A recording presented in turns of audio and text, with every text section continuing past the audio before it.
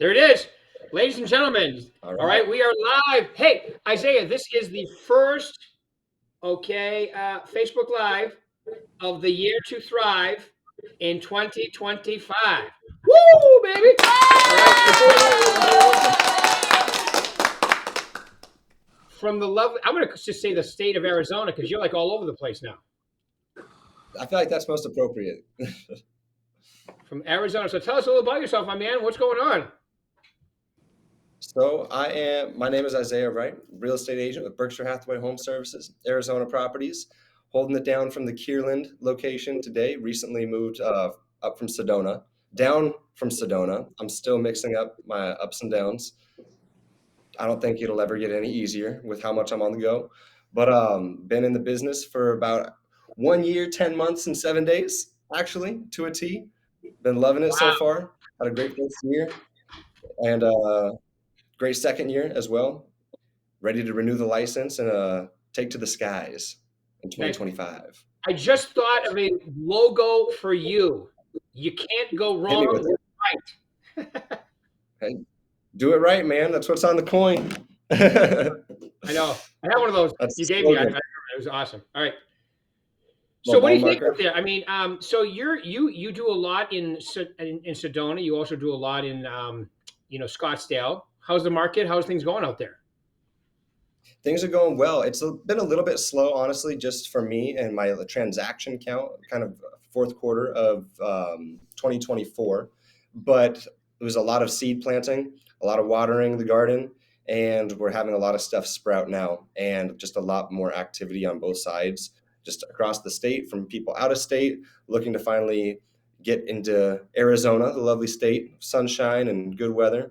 So things are picking back up, and now it's just a matter of knocking it all out the park, having my systems in place, and thankfully we've got them. So just ready to rock and roll at this point in time. Still have a lot of people moving from the lovely state of California. The tax situation, the cost of Yeah. living, so much better in Scottsdale, even though Scottsdale has gone up a lot in value and so forth. So that's always helpful, right? Yeah, so we got our California transplants, we got our Utah transplants, the snowbirds, just they're all flocking, man. They're all flocking. I love it too. I love it. I love Utah for one reason. Well, a couple of reasons, but most of it is Only Park one. City. Yeah, Park City is gorgeous City, out baby. there. I didn't It realize really how is. beautiful Utah was, top to bottom of the state. I did a road trip last year, a couple road trips actually, and it's stunning. Just so Yeah, it much beauty really from is. top to bottom. It is. I I mean, think that's Arizona. a well-kept secret. They keep it on the DL. They don't want anybody finding out, but it's pretty Exactly. spectacular. Yeah. So, shh. Yeah, exactly. Right. Park City is pretty amazing. All of Utah's gorgeous. I mean, even for me, a 3 hour drive is Bryan Head, which is definitely worth it. Great snow if you're a skier. But anyway, back to business. Mhm. So okay, so Yeah, you've got people going on there. I mean, I don't. You probably have noticed. I have noticed definitely that the last, I would say, most of December and definitely this first week of January, the activity is already picking up. Would you agree? absolutely. Across the board. Obviously, people have just been waiting, and it's been the election year and all that jazz. But I think people are slowly just getting a little less apprehensive and eager to just get off the fence ultimately. Because there have Yeah, been quite a few that have stayed on and just been observing and speculating for quite some time, and that's inevitable, and that'll always be happening. But I think that there's a large group of people ready to take action at this point in time, and I can agreed. feel it. Yeah, me too. I can feel it too. And also, it always cracks me up that people say, "I want to wait and see what happens with the election."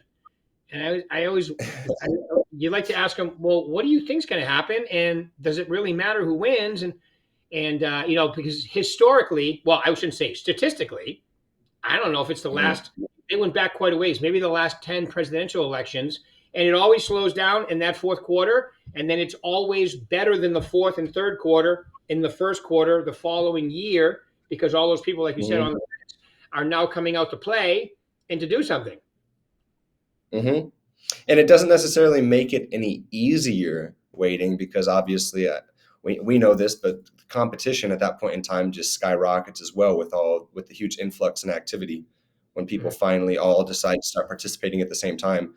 Now you're up against a lot more. So it doesn't necessarily make it any easier waiting until after all these big events occur. But, to each their own. Everyone has their own unique circumstances. And so figure out what they need and act accordingly. But Yeah. Yeah. Well, it's like what Warren Buffett says: when other people are selling, you should be buying. When other people buy, it's one of those things that if you can just like sell, like I tell people today all the time, doesn't matter young, old, indifferent. It doesn't matter. They ask me all the time, should I buy right now? And I go, are you renting? Well, yeah. Can you afford to buy? Yeah. Then you should be owning. Well, the rates are going to come down. Well, so you're going to penalize yourself until the rates come down? Doesn't even make sense. I remember playing golf about 6 months ago. Somebody asked me, what do you mean penalize myself? I go, well, you're paying 100% interest right now, renting. I go, how long have you been there? 4 years. Has your rent gone up? Yes, twice. Okay, you think that's going to stop? No. You have no principal reduction, no tax benefits, and you also have no appreciation, paying somebody else's mortgage. Why would you continue to do that if you can afford to buy? Well, what about the rates? Throw them down, refinance then. Right? Don't you think when the rates come down, and Isaiah, you and I both know this, when the rates come down, you think it's going to create a little feeding frenzy and have more competition like you just mentioned? Of course it's going to. Just a little bit. Yeah. A lot. Yeah. So anyway, so good. Yeah. So that's good. So anybody you can talk to, especially young guys like yourself and so forth, it's better to own no matter if you can. Even if you have to go from, let's say, well, I was renting a house and I have to buy a condo. Better idea. Much better idea. Well, it's still an asset that you own. And one thing that I always tell just kind of people in my age group as well that are friends and they're renting, whether they're older than me, just similar age range, if they are currently just renting and they have roommates, if they are able to qualify for something, for a similar style home and just have a mortgage, tell those same exact roommates, hey, I've got a new spot to rent, but this time I'm going to be owning it. And so I can be your landlord. Like you can structure it to where you can still have other people helping cover your mortgage, but you'll ultimately be putting money from your front pocket into your back pocket instead of the waste bin. And so I always try and advocate for that and just educate friends and family and people who might not think that it is the wise decision, just kind of help them weigh options and look at it through a different perspective or through a different lens. Just get a fresh perspective and perhaps consider a slight restructuring of the dynamic, but in a way that will benefit them ultimately for way more time. Yeah. And it's funny you say that because that's exactly what I did with my first house. Is I had 3 roommates, I had a 4-bedroom house, and I was living there for almost free, and it was still a great deal for them, right? And then I just kept it as a rental and bought another home, right? I mean, it's a great stepping stone too. Especially if you have an owner-occupied rate and you live there for at least 18 months, 24, then you can go out, keep it. You have an owner-occupied rate now as an investment. Go on and buy another property, live in it. I coached a guy here. He started at about your age, Isaiah. He's a little older now, but he owns 3 properties that way, 3 rentals. And after you do that a few times, they're going to go, hey, wait a second. You can't do this forever. You can probably do it like 4 times, 3 or 4 times, which is plenty really from a retirement standpoint. I mean, nothing wrong with having somebody else pay down. It's like a bank account that someone else pays down and you get to write off until then. It's a pretty good deal. It's a very good deal. That's beautiful. Absolutely. Sounds like you coached him right. There you go, baby. All right, so tell me about your social media campaign because I've always seen your stuff. It's very entertaining. It's very good, and I'm sure you're getting some results from it, right? Yeah, I've gotten a lot of excellent feedback. I'd say that that's probably the number one thing that I receive the most. It starts the most conversations for sure, and it always becomes a topic of conversation if it doesn't break the ice and start the conversation. So video is something that I've been moving closer towards since I started. And this year is really going to be the time that I fully just dive into it. I've got some equipment and some licenses that I'm obtaining so that I can do everything up to par, not get slapped on the wrist or hit with any fines from a federal standpoint when it comes to using like drone equipment for commercial work. I don't know if you know that, but there can be commercial fines associated with operation of drones for commercial purposes. And so just getting all my ducks in a row as far as that goes so that I can kind of elevate that. But it's been incredible. Everyone that I know or that I have acquaintances with, they all mention, "Oh, I know you're doing real estate. How are things going? I see your videos all the time. I love them." And that's people I went to high school with. That's people that I grew up with that I don't necessarily keep in contact with. And so the video has been an excellent form of marketing, just spreading the word and bringing people up to speed with what it is that I'm doing, and using it as a tool just to increase visibility. I feel like nothing beats it at this point in time. Yeah. No, the social media is definitely. I was going to say the wave of the future, but it's already here. It's like you said, then getting even cutting edge with drones and so forth to make it really awesome. Which your videos are already really good. Does it take you a while to edit those? Or are you getting good at it? Or It does. It takes me a while to edit them. In my opinion, it's time well spent because I'm able to control exactly what it is that I want to see in my final product. And I'm a little nerd, and attention for detail is ingrained inside of everything that I am. So I enjoy that process. It can be frustrating, but I'm finding ways to streamline it and just kind of become more efficient with my time. I enjoy Mhm. it though. I'm creative. And so to be able to be capturing things with a vision in mind and then put it together and then send it off and get positive feedback about it, that's all rewarding. And so it's something that's worthwhile for me. Good, And yeah, good. it's just fun. I'm sure you're getting a lot of views too. I do. I get solid views. I feel like I have really good organic engagement, and there's still been a lot of growth in it within my sphere as well. And so I've got no complaints about it, honestly. And I've got a running list in my phone of ridiculous real estate ideas. Just it's a spitball page essentially where I just brainstorm and throw stuff at the wall and see if it sticks. And there's some interesting stuff in there that I cannot wait to bring to fruition in this coming Mhm. year. It's just all kind of pattern disruption, attention grabbing, engaging stuff. I try and make entertainment. It's kind of all centered around the entertainment aspect, but I'm going to incorporate more of the education in that as well, while also still entertaining. Call it edutainment, just incorporate more of that. And so bring people up to speed about the market, whether or not they are ultimately interested. They'll associate me with real estate and they'll also be entertained. And so it's funny and likable, and I'm going to watch it one way or another. And so I just retain more of people's attention span ultimately. That's the idea, at least. Whether or not Yeah, it works, that's up to and then you me. keep growing your viewership, and then next thing you know, you're doing a whole bunch of business. Because I think if you're going to spend time on making social media one of your Mhm. you know biggest return on investments, meaning income producing Yeah. activities, they should be entertaining, because that's how you're going to get people to watch Yeah, it. exactly. And that's ultimately what's going to help draw people in. Right. Becomes a magnetic thing. People Yeah. look forward to seeing what it is that I'm going to do because it's creative and funny. And so I love it. Yeah. And then you'll get one of. Have you had any of them go viral yet? And probably if you haven't, you will soon. Not on this page, not yet, but Yeah. we're getting there. Yeah. That's You not the never know goal. I mean, which obviously, one. I want it to happen, but it'll be I have something random, I'm sure. Yeah, most people I coach that end up having that happen, then it happens after that a few times, because once it happens once, then people Mhm. recognize you, and Algorithm on it. that you have more followers and natural growth. And so that would be a really good goal to get that to happen, because then you'll have all kinds of Oh, people, totally. yeah, following you. And Well, okay, the idea has been just to stockpile a nice archive of material that's watch worthy as well, so that when something does kind of pop, there's a library of content to kind of go through and be entertained by and be captivated with. So earn the follow and then clue people in as we go and which along the journey. social media sites do you use? Right now, primarily Facebook and Instagram. YouTube is something that I'm going to get on top of this year.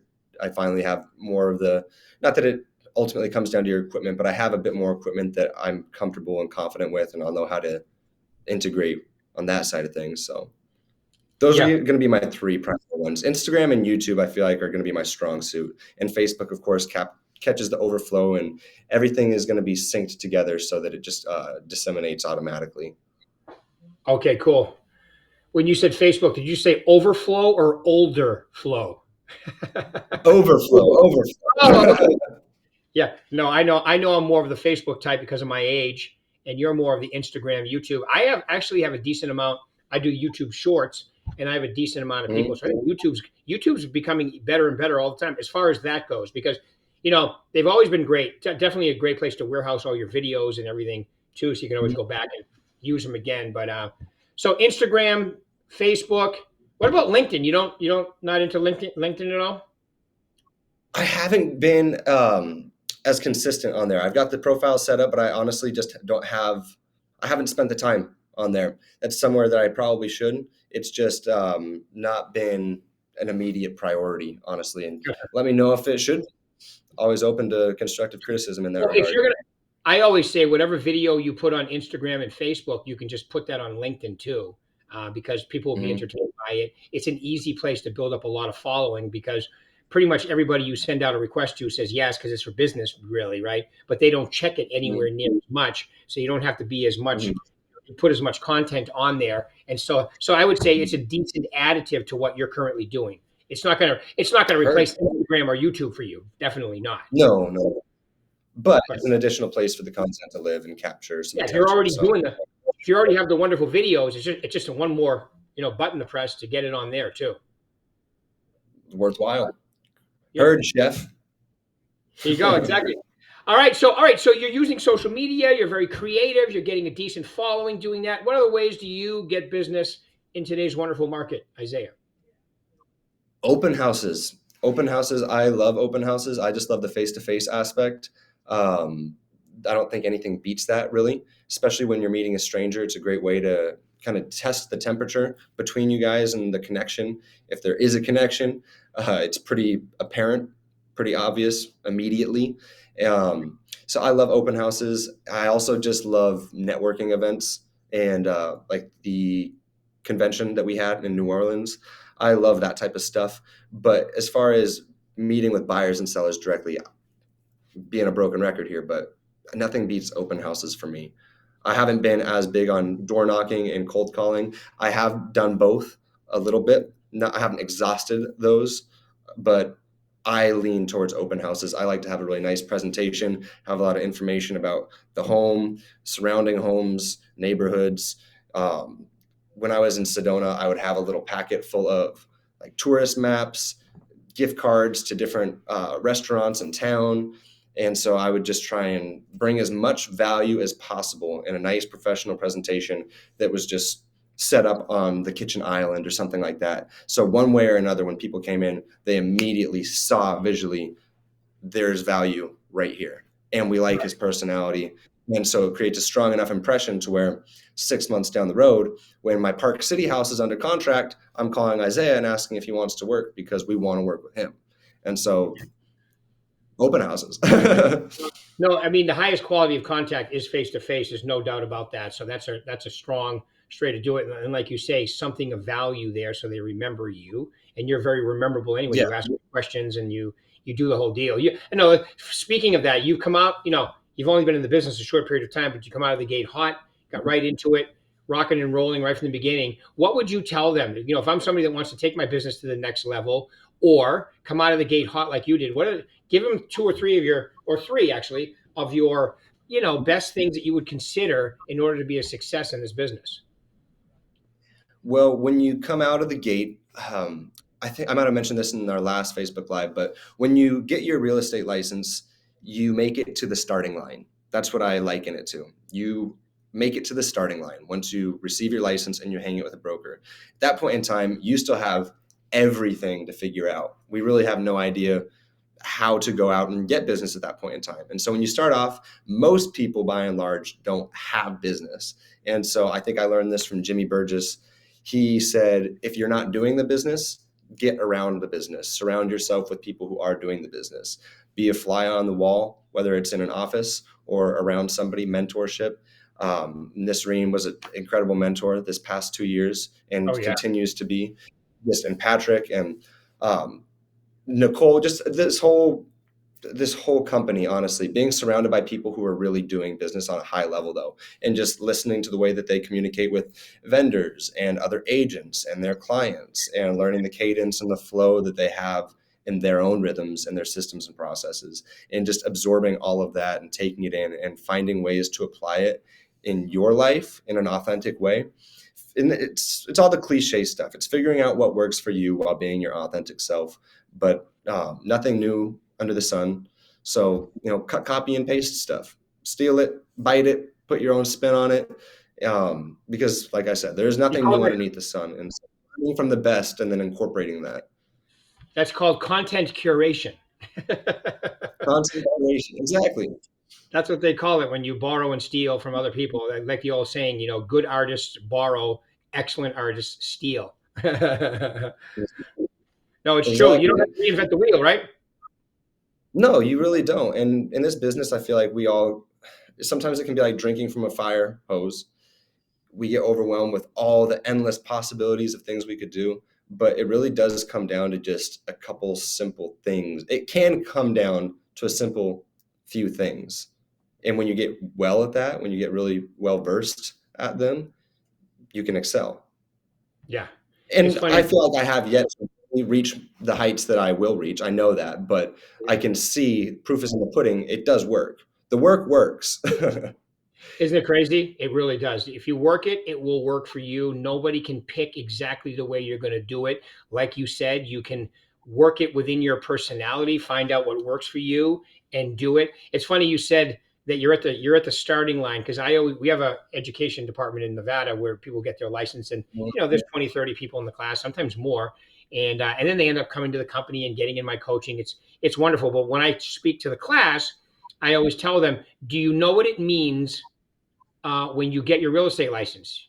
You pass the test and get your real estate license. Do you know what it means? And they go, no, what? I go, it means you can pass a test.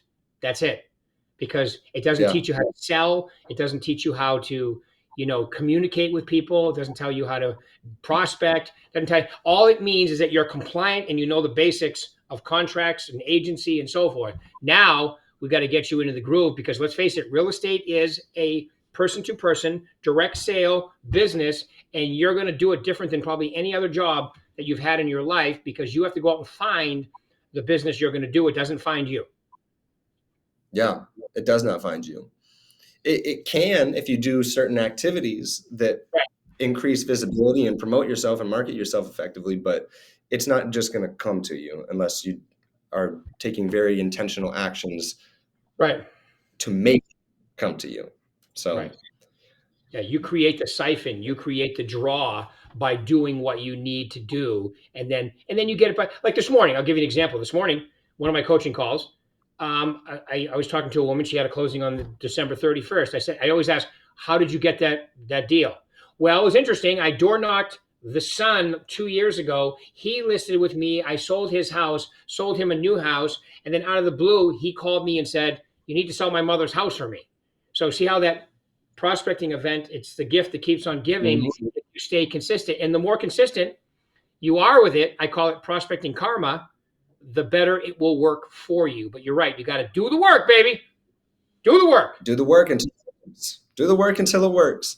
And then also just one other thing that I would tack on to this, just as a second point, is learn how to become an effective communicator, an extremely Yeah. effective communicator, to the point where you every party that's involved in any transaction or just in any engagement whatsoever, everybody knows that we're reading the same book, we're in the same chapter, we're on the same page, and we are reading the same line together. Like if you can get that specific and that detailed with your communication to the point where there's no room for interpretation, there's no gray area, I feel like buyers, sellers, human beings appreciate that so much, and that's a huge differentiator, I think. At least I've heard that from clients and people as well, that effective communication really separates you from a lot of people, or it can. It does. It does. And effective communication, little things like open-ended questions, repeat and approve, always keep it about them. Don't bring yourself into the Mhm. conversation unless they do. Yeah, that's what I was just talking about yesterday at Success Series. We got Success Series going. Shameless plug coming. We have a Success Series going on right now at the St. Rose office from 1 to 4 every day this week. If you can't come live, then it's on Google Meets too. All right, Isaiah, any final words you want to leave these lovely people today in Facebook land? Well, I'll leave them with the same three things that I left them with last time. The 3 points that I'd like to make is, I'm going to reiterate it, broken record. Always be your authentic self, pour into your relationships, get clarity, have faith, don't compare, and keep going. Don't stop. 6, I love Get it. Yeah, you know, that last one, we're just going to lump it off. Love it. Yeah, you I can't count. Over deliver. I love it. Yes, sir. 100%. In the words of Mr. Folsom. Well, I'm interested. It's a pleasure working with you and having you at the company. Your energy, your positivity, your awesomeness. It's going to be a joy watching you climb the ladder, and I know you will, based on everything you say, everything you do. Keep being consistent. Keep doing what you do, my man. And then next thing you know, you'll be Mr. Arizona. Yes, sir. In yes, that sir. top elite group. You, Rick. Because I know that that's a part of your plan, and I can see you doing it. It's just a matter. All you need is time, and you have plenty of it. You are young. Yes, time, clarity, focused energy. I know where to put it. That's right, baby. All right. Well, really appreciate your time today. Thank you very much, my man. And you too, Paul. Enjoy the rest of your day. Oh, do you want to get? Paul.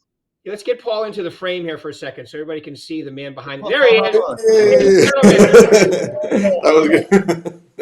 Ladies and gentlemen, the whole crew. Straight off his own tour. We won't tell him why.